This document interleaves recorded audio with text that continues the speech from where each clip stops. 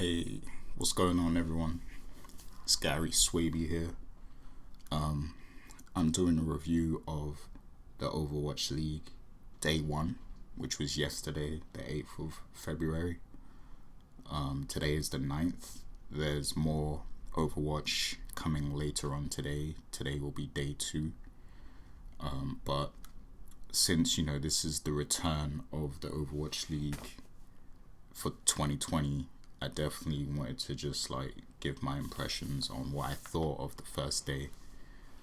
Because this is something I want to do regularly. Like every week, I want to do a review of the matches that happened and break down some of the plays, from the matches and stuff. So this first episode is going to be, recorded in advance, but eventually I will be doing these live as well, so we can get some crowd participation. You guys can chime in, in the comment section. But for now, I'm just gonna, quickly summarize my thoughts on Overwatch League Day 1. So first of all, the production, it did seem a bit scaled back from last year and the first year. And I understand that there was a lot of budget cuts, happening between seasons, in the off season and stuff. So that's understandable, but I don't think it was bad. It was they made it work, even though it seemed like a smaller production, a smaller venue. And to be honest, they're going to be traveling this year, all over the world pretty much. So it's as a business, it's more efficient to book smaller venues, and then when you have the big stake matches, then you can book an arena, because that's going to generate more interest and more people are going to want to go to that. So I'm okay with this smaller production. The talent was great too, the commentators, the hosts. I saw Jake was he was one of the shoutcasters, and you also had Custer, who was on the analyst team with Zoe and everything. So that was cool. And you also had Uber and Mr. X, who are my favorite shoutcasters. I love when they cast all of the big matches. I would have liked if they casted the New York match, but the other guys did a great job too. It's just Uber, he knows how to hype up the big moments and make it seem spectacular.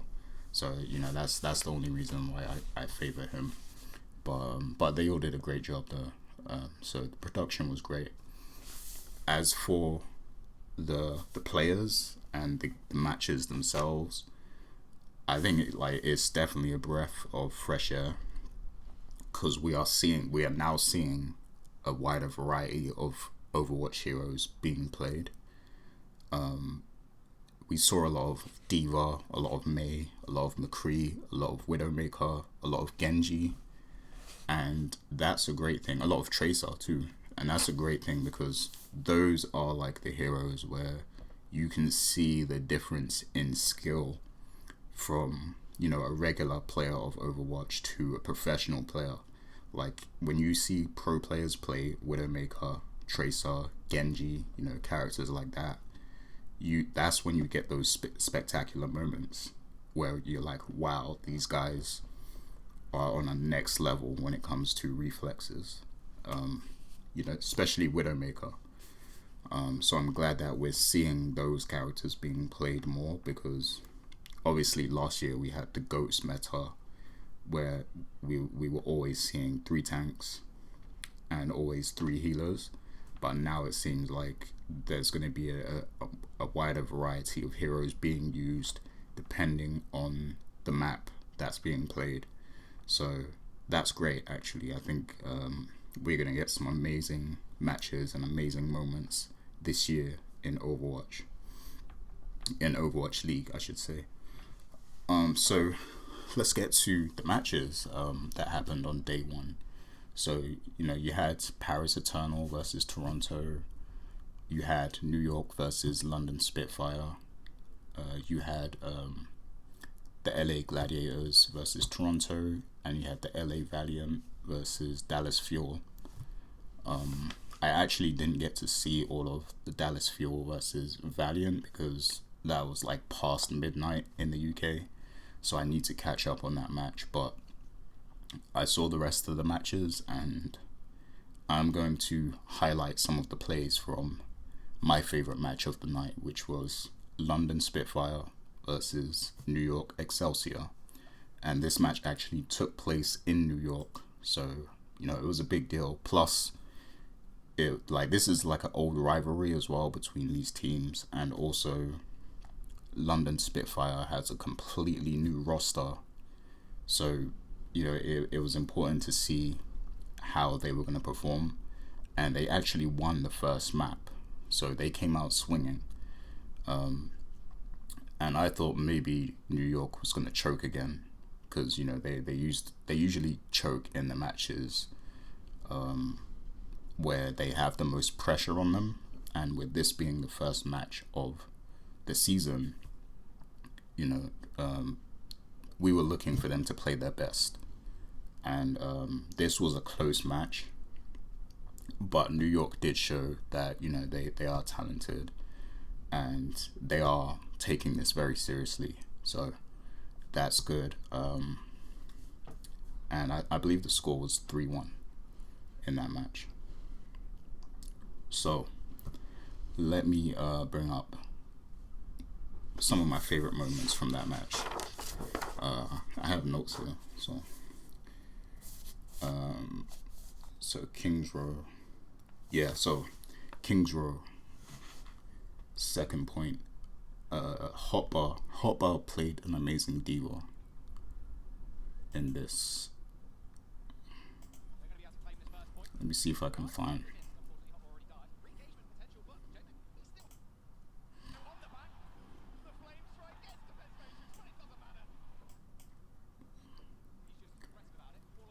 There was a moment where he had an incredible diva bomb. I think this was it. Yeah, so you had Burner throw his diva bomb and he got 2, and then Hotbar threw his immediately after as a counter, and he took out. Let's go back here. There's a way to slow this down, so let me slow it down a little.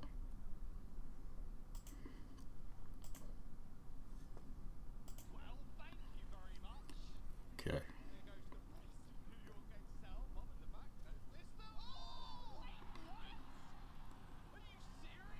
They show the replay, so let's see the replay.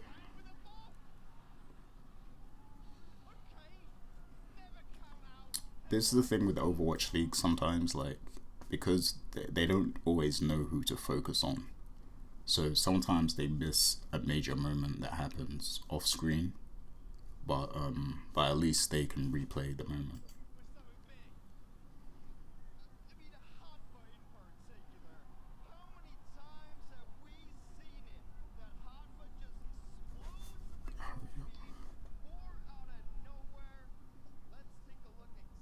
Okay, here it comes.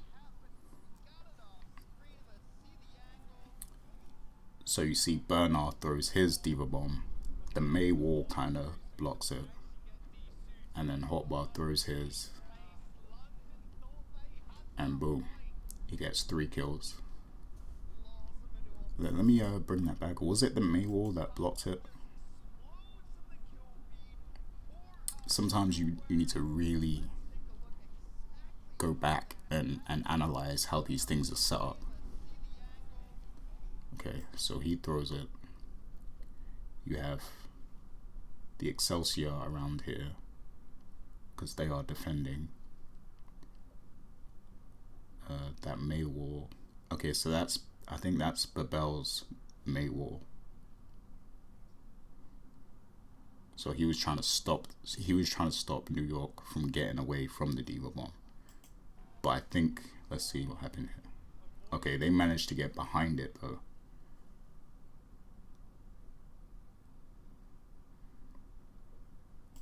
So the Bell had the May wall up, trying to block them in, but they got around it.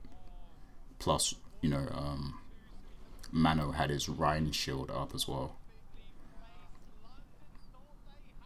and then Hotbar. So let me see Hotbar's positioning here.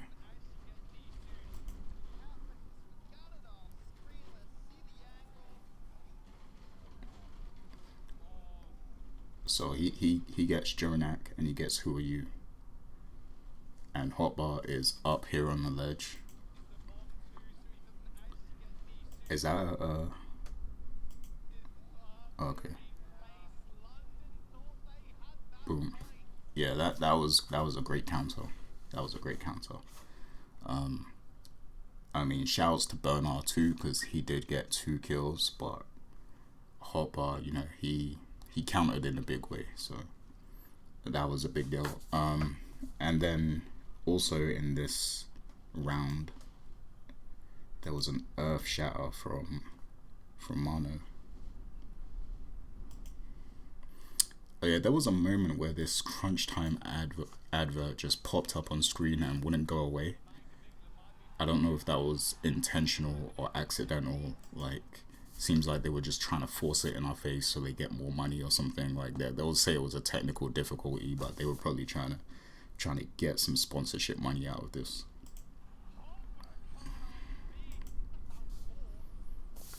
Right, is it here?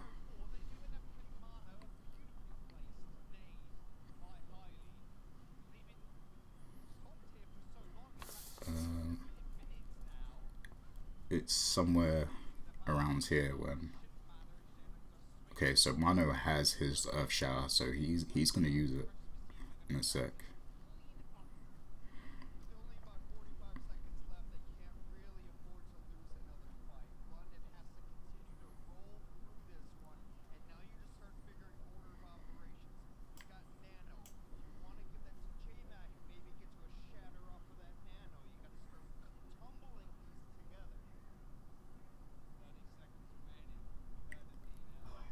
I might have gone past the part actually that I'm looking for.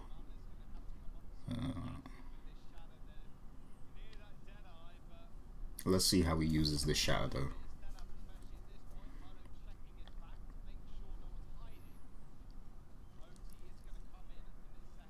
Because your Reinhardts are very important and their Earth Shatter is important, so like timing is key. Like it's a very important ult. Just like Maze is important, Reinhardt has an important ult.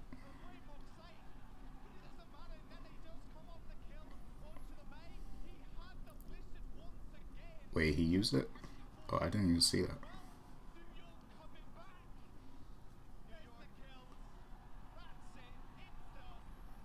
So yeah, they defended the last point, and that's how they pretty much won this map. Let me speed this up a little and go back. I have, this is a critique as well, because when you had Overwatch League on Twitch, you could go back, like you had the all access thing, which I actually paid for, and you could focus on one here, like one player, like you could see their point of view, and it made it much easier to see how these plays were set up. But in this, it's like all the good stuff happens off screen, and then they have to show replays. So that's a critique I have for the production. They need to figure out a way where we can see more perspectives here, because you can't even like see that Earth Shatter. You just see the aftermath of the Earth Shatter. But there was another one that I wanted to highlight.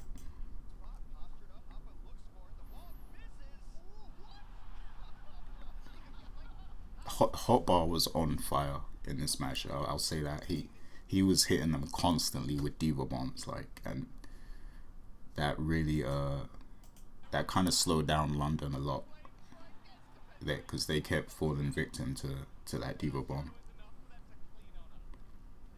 Okay, go back here. Okay, so he used it somewhere around here, I believe.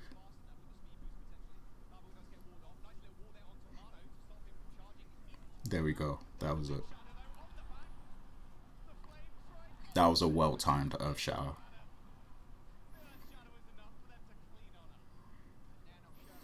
And then you had the rest of the team cleaning up after. So yeah, that was something. And then, New York won this map. There was a few other plays I wanted to look at. Oh, yeah. So let's get to Horizon, because you had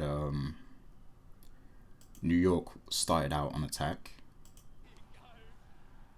on Horizon. Horizon is one of my worst maps in the game, by the way. I hate playing on Horizon, but these guys made it look easy. So you have Nene on Sombra, and Who Are You on Genji, and they were so polished in this match. Like in this map, they were so polished. Like, and that was a good combo, Sombra and Genji, because you had Sombra hacking everyone, slowing them down, and then Genji capitalizing. And there was a moment where Jonak, oh no, sorry, I'm thinking of another match. My bad. It wasn't this, but yeah, I just want to see some of this, because I felt like this was a great combo, and I feel like people should play this combo in the game. Maybe they do at higher tiers, like higher ranks, but I think Genji and Sombra could be a viable composition. Look at this. Look at this blade.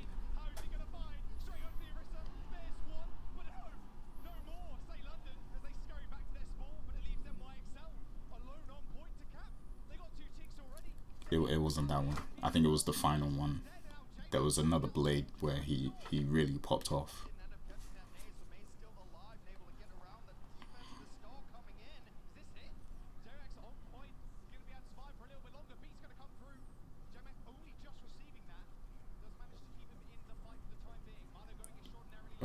So they have 4 minutes. Let's see.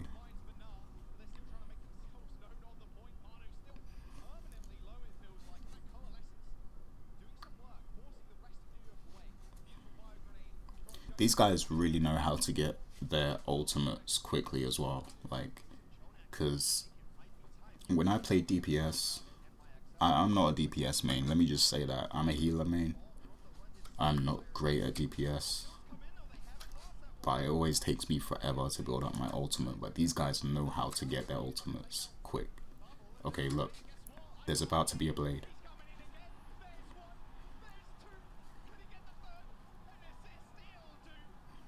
Boom. Yeah, man. London just couldn't keep up.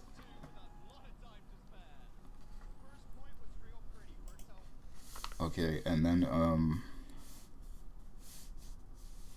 Dragon Blade. Who are you? Point B. Okay, yeah, got that. So Spitfire. Spitfire had a great defense on Junkertown. So I want to watch like the first push, because New York was struggling here.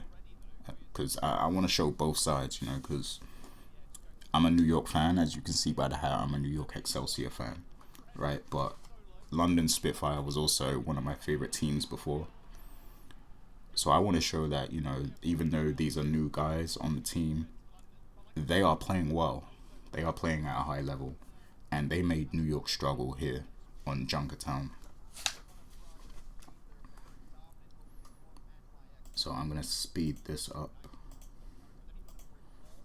just so we can get to, the moment where London really started defending well. So they have, you can see here, they have 2 minutes, 2 minutes 50 seconds. But London pushes them to overtime, to the point where we thought New York might not even get the first point here.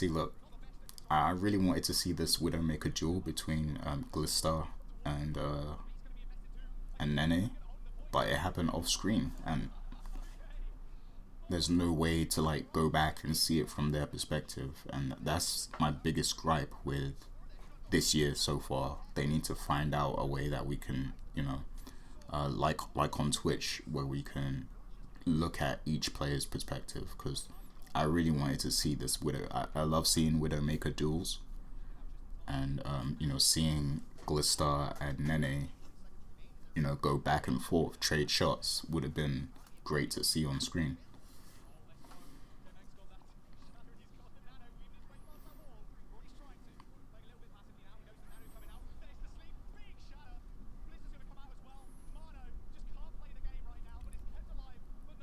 See, look, you have Glista popping off right here, and you don't see it in time, because by the time they get to it, it's over.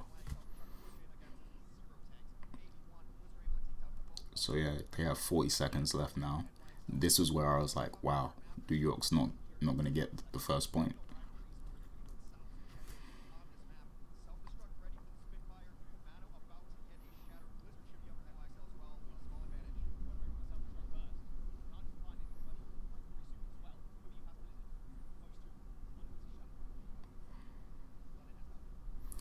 I get why, I get why they don't stay on Widowmaker the whole time, because it's like when they miss the shots, it looks very unimpressive. Like it looks like a fail, right? Like when they keep missing the shots, it doesn't look good.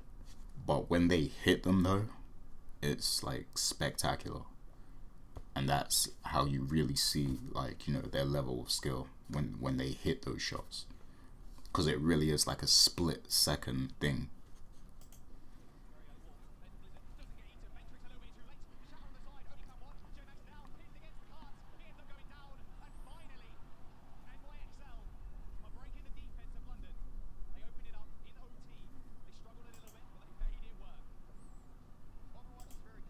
And then they get the point. But London had a great defense there.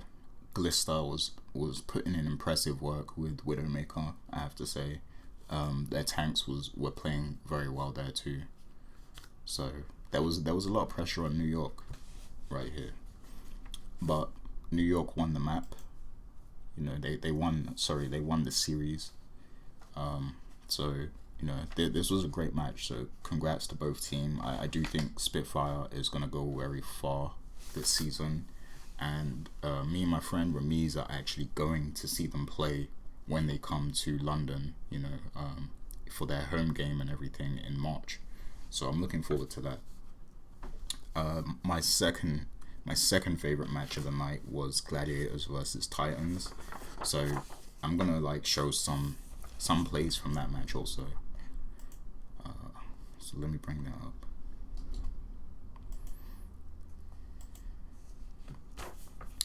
Okay, so Death Blossom, the Death Blossom on Nepal. Let's go. I believe this was in the Sanctum.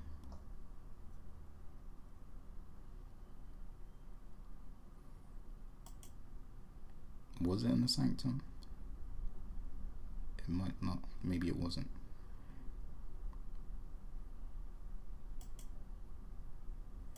I think it was. Yeah, Stitch, right? He had a mean Death Blossom as Reaper. Trying to find it. I think it might have been around here.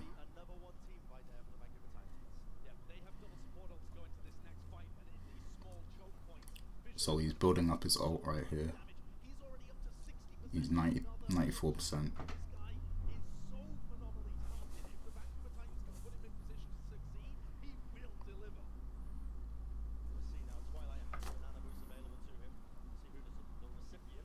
Okay, here it comes.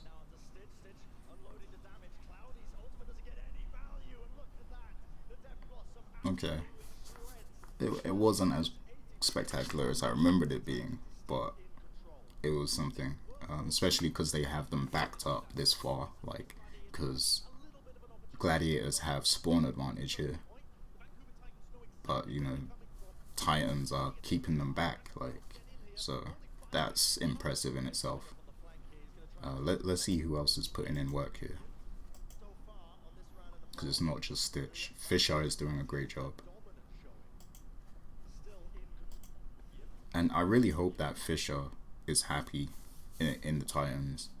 You know, Ryu Jae Hong as well. He was like one of my favorite players on Seoul Dynasty. So to see both Ryu Jae Hong and Fisher on the Titans is very interesting. But let me just see like who else is putting in work. Now, that's the thing about Overwatch. It's like you have to go back and analyze, and this is why I do the show. Like, this is why I decided to do the show, because I like going back to see how everything was set up, because you don't always get it live. Like, when you watch this live, it's hard to really understand and, you know, and take in what is building up to each spectacular moment. So let me go back, and these camera angles don't help either, because they don't react quick enough to what's going on. Okay, so you have that.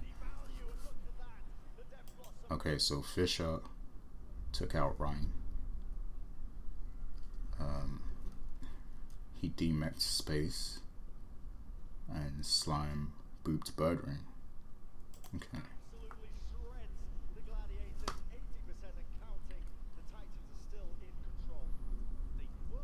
No, they played great though. Titans played great in this match. They won the match also. Gladiators showed a lot of promise. Like, I think they're going to be one to watch, but Titans were just more polished. It's a shame they don't have Bumper. Like, that would have been incredible. Like, imagine Fisher and Bumper together. But who would be the off tank?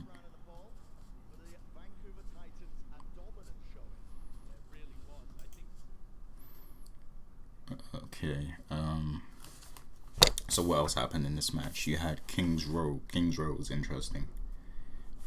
So the Titans. Okay, so third point.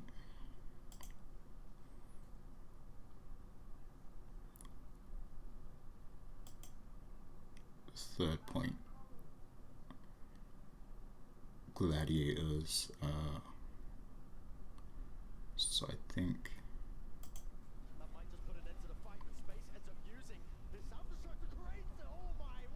Space is a very good diva too.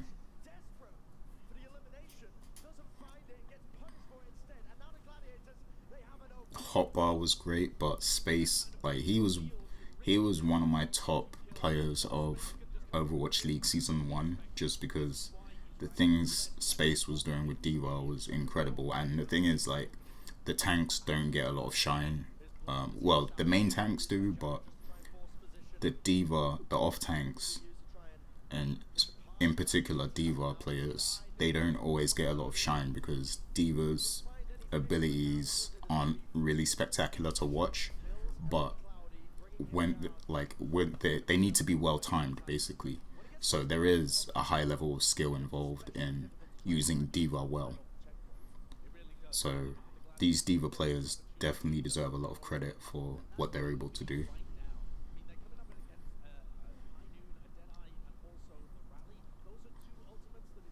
Because the defense matrix is a big deal in Overwatch.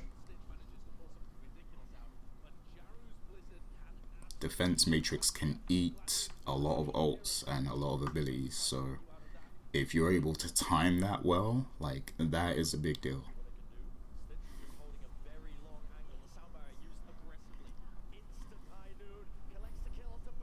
You see a lot of McCree's too. That's another observation I made. McCree and May is also, like, on meta. Like, that's pretty much the meta that we've been seeing here. And McCree players is good to watch as well.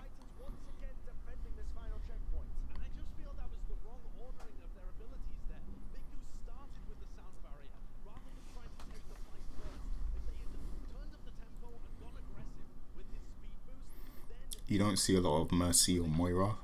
though. You see a lot of Ana, you see a lot of Lucio. Ana and Lucio seems to be the most common from what I can tell. You sometimes see Brig, you sometimes see Baptiste.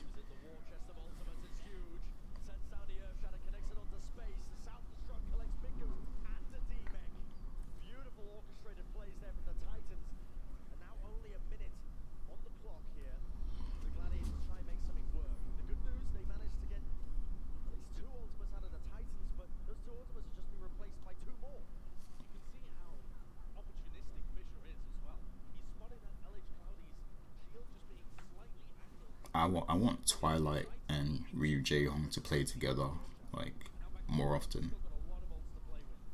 But Slime is good. Shouts to Slime.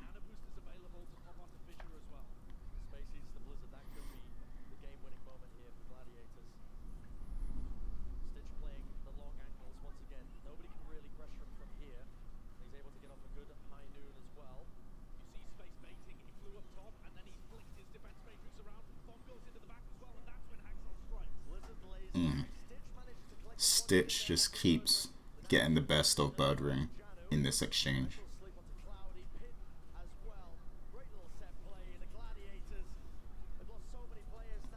Fisher was really popping off as Reinhardt.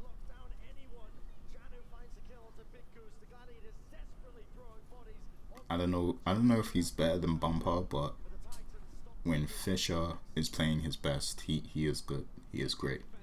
I remember he was responsible for some of those Seoul Dynasty victories last year when he was on Seoul Dynasty.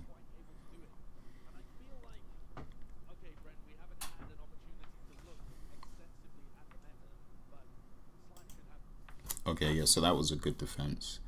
And, okay, yeah, so the Nano Blade I wanted to highlight is, this was on Havana. Point B, Havana.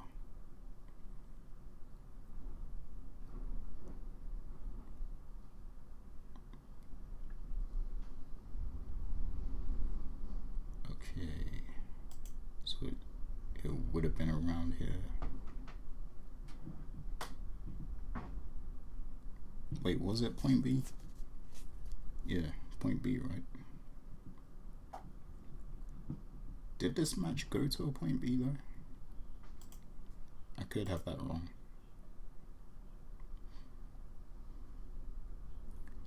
So, Titans.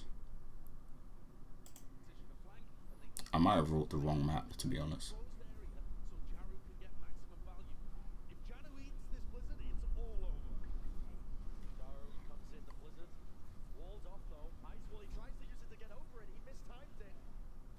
There was a Nano Blade somewhere where Ryu Jae-hong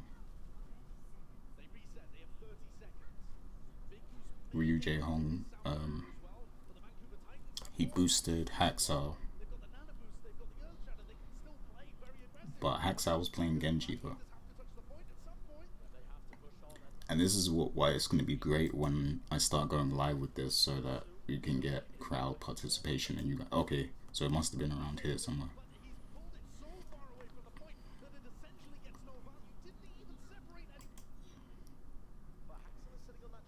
Okay, go forward. Okay, so it's around here somewhere. They both have ult. I'm gonna slow this down. So we're at 1 hour 4 minutes. So let me just go back slightly, because I want to see how this moment builds up. Okay. So you have the Titans attacking. They're trying to take point B.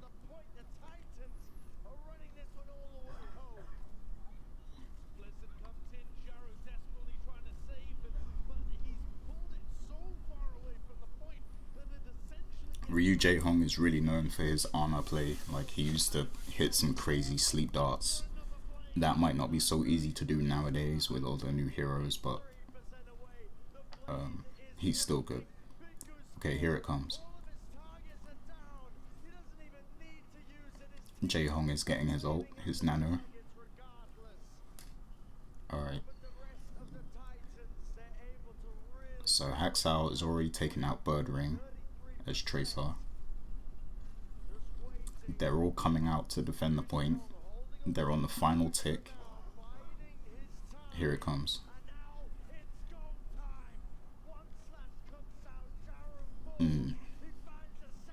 Wow. That was insane. They were in their spawn, and he got them with the blade while they were in their spawn. I have to bring that back.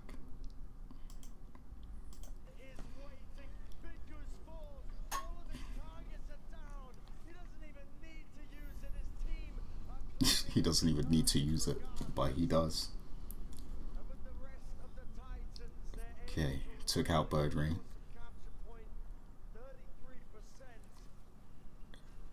Here it comes.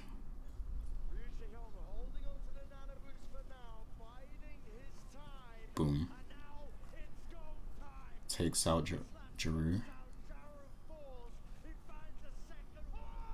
Wow. Wow. How did he do that? How did he do that? Like, how did he get two in their spawn?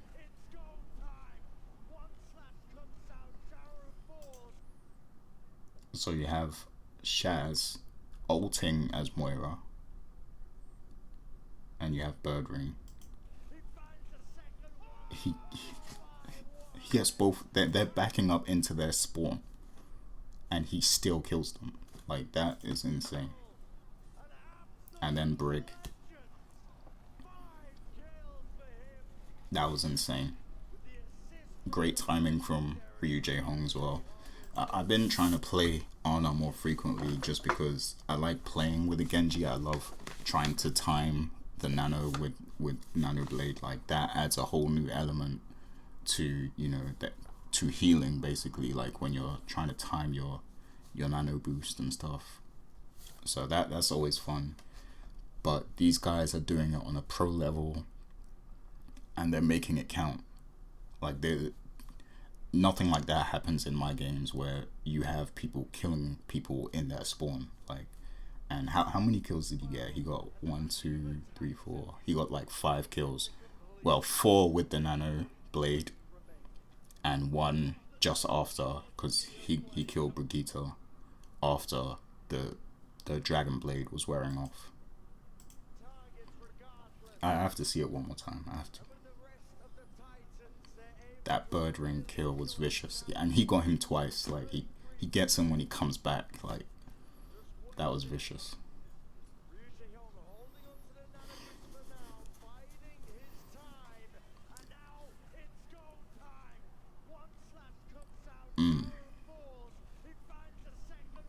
That was savage. Wow. And his health was low as well. Brig could have killed him. Yeah. I think of all the plays on day one, that one was my favorite. Even though I liked the New York versus London match more, because for me it had higher stakes. Like, the Titans showed a high level of play in their match, and that was one of those top tier plays right there. So that's pretty much my first review of, you know, Overwatch League. I will try to do this again for day 2, but I can't promise that because time and scheduling and everything. But I do want to do these, you know, more frequently, every weekend, I'm hoping, and I'm going to start doing this live as well, so that we get some, you know, participation from other people who love watching the Overwatch League.